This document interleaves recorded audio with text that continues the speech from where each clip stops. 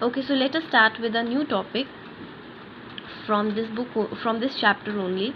Congress as a social and ideological collision. So here you will study how the Congress party within itself had different kind of collision in terms of ideology and socially also. Congress evolved its origin in 1885 as a pressure group for the newly educated professional and commercial classes to a mass movement in the 20th century.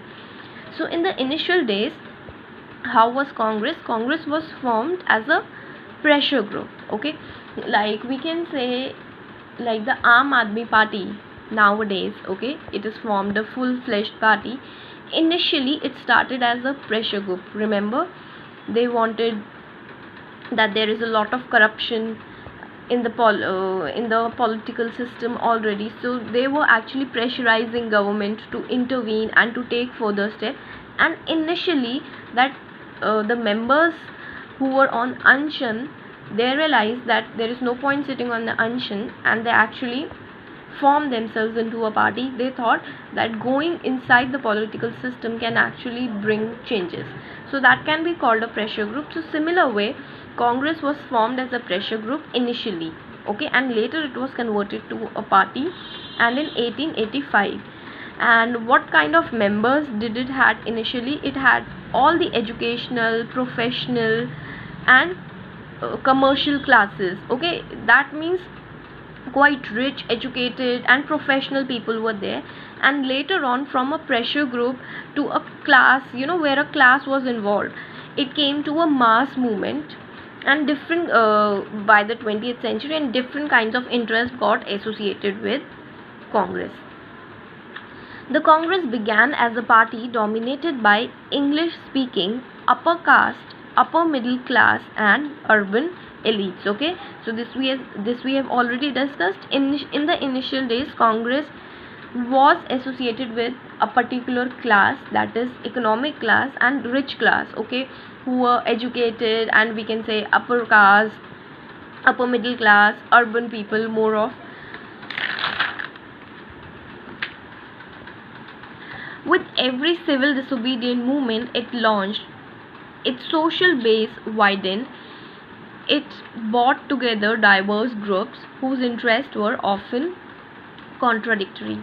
Now, since it was formed as a pressure group, so whenever a certain kind of civil disobedient movement was formed against the Britishers, so different interest people, they used to come and join with the Congress, because ultimately Congress was also a pressure group and it was against Britishers. So, for example, my interest may not be similar to that of Congress, but I will join Congress because Congress were more educated, or you can say had a class, or were already pressurizing Britishers. So, any other group who had any grievances, or they wanted to protest against Britishers, they used to come and join Congress. So slowly and steadily, peasants and industrialists, urban dwellers and villagers, workers and owners, middle, lower and upper classes and caste all found space in the Congress. Okay, slowly and steadily, from being only rich people, educated people, urban people, it became a party who were actually representing interest of various sections of society. By the time of independence, Congress transformed into a rainbow-like social coalition. Okay, very easy to understand why rainbow, because it is having almost all different shades of color. By all different shades of color, it means to say people from different sections of society. So it formed a social coalition.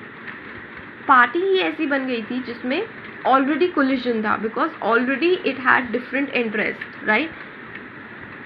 The Congress was an ideological coalition. So what kind of coalition was there in Congress? Ideologies.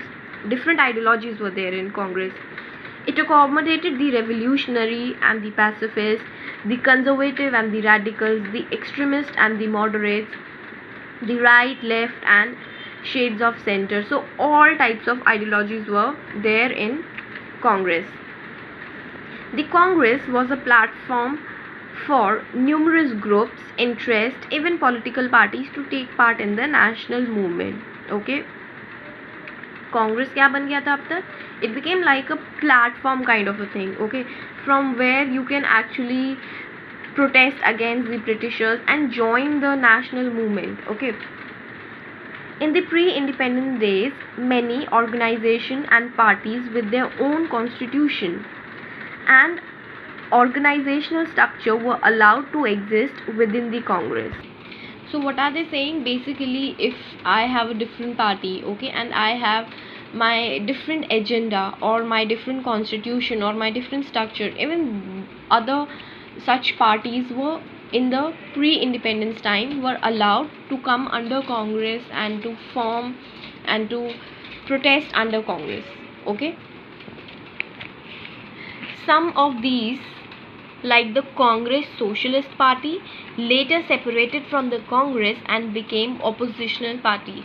So they are giving you example. Initially the Congress Socialist Party was within the Indian National Congress, and later it got separated from the Indian National Congress and became the opposition party for Congress. Despite differences regarding the methods, specific programs and politics, the party managed to contain if not resolve differences and build a consensus. So what are they saying? Since different ideological groups were there, so even if they could not resolve the conflicts or the political ideologies, they used to have different, or they used to contain differences among the party, and they used to come, or they used to take decisions through consensus, through majority, or you can say through voting within the party. Okay, so this is how we can say how Congress actually attracted different in the three different general election, how it was in majority, and we can say there was a one party era for almost 15 years. It did not mean that it was just one ideology that was ruling for 15 years.